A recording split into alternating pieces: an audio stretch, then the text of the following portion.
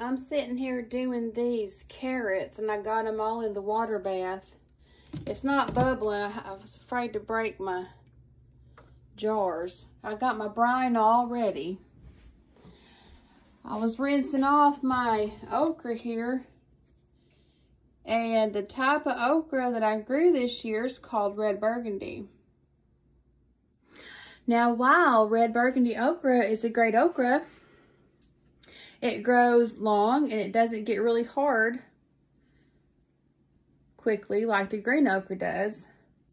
Although, now that I went to pickling this, it's hard. Because it's getting cooler outside, it's growing slower.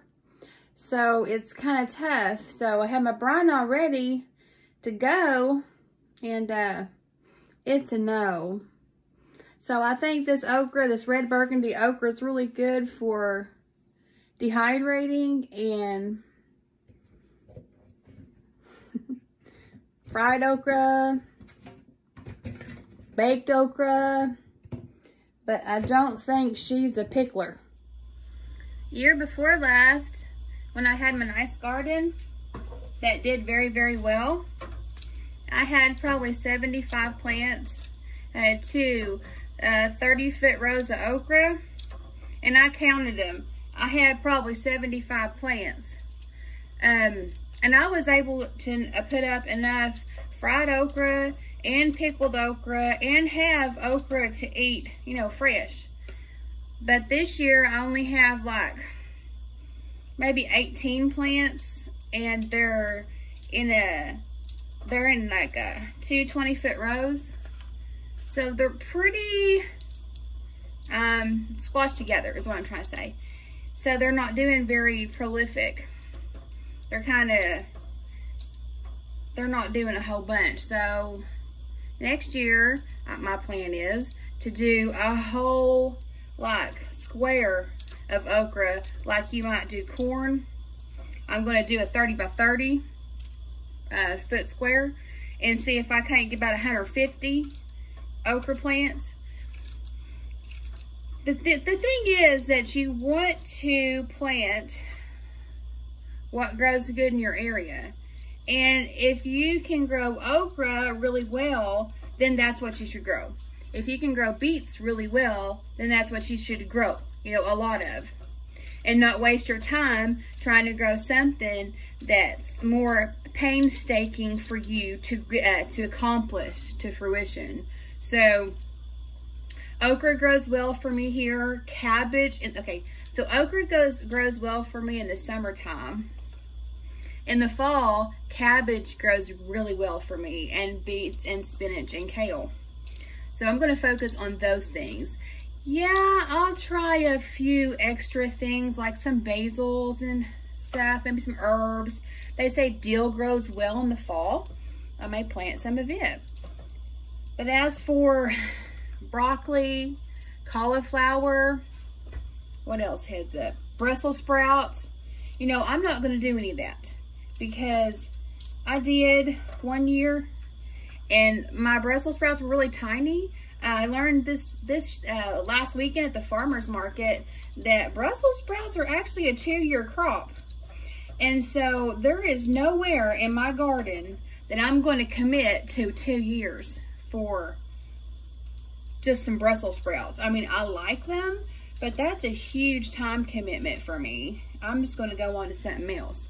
And cauliflower, it grows a small head. Now, it's because I'm an organic gardener. I will not use pesticides unless I absolutely have to. And there are 2 bugs that I have to. And it is squash bugs. And it is those Japanese beetles, those big black ones. Because nothing kills them. Nothing, no soap, water, vinegar, none of that. Neem oil kills them. And they will take out a crop. And the black beetles are poisonous to cattle and horses. And so we got horses, we got cattle next door now. So I'm going to take the responsibility and get rid of those black beetles. Slowly, hopefully, as my garden matures over the next few years, I will have no use for pesticides in my garden at all. The thing with an organic garden is it takes years to establish a nice ecosystem in your soil with microbes and lots of healthy worms. So it's gonna take a while. It's not like throwing some fertilizer on your garden and say, woohoo, that'll fix it. That's what I did several years ago. I didn't realize that commercial fertilizers they basically break down to salt. So you're salting your gardens.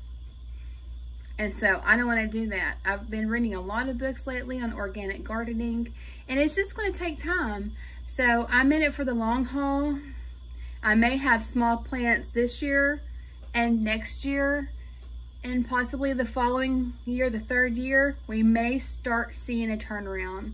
I'm going to start bringing in some soils from outside sources, and Lord willing that, you know, I don't have any contamination in those, like some others have had this year with some, I believe it was soil or mulch or something. I think it was garden soil.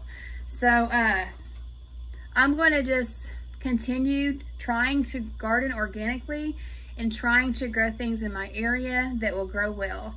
See, okra grows well in my area because Oklahoma, we are very dry and hot in the summertime, and that's when okra thrives.